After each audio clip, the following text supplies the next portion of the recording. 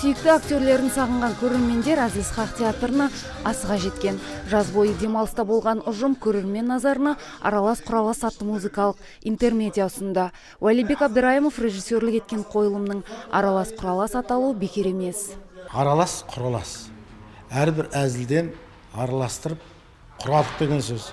Әннің өзі әзілге жатады деген сөз. Бір актуалды мәселелер болады ғой.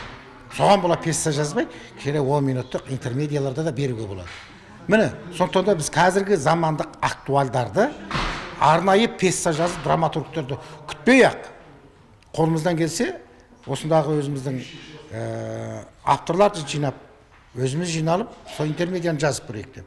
Ол жаман болып отқан жоқ, шығып жатыр. Қазіргі тақырыпта бүгін бір-екі мәселелер қозғалады.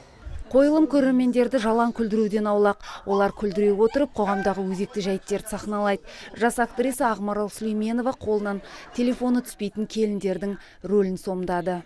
Қазіргі осы заманауи, былайша айтқанда, проблема ғой, қазіргі заманның.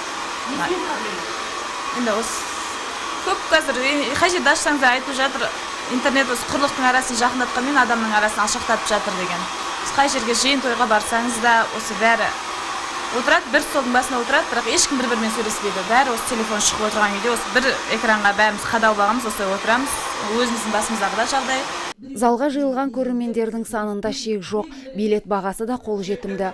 Театр алдағы уақытта жаңа қойылымдармен қуантпақ.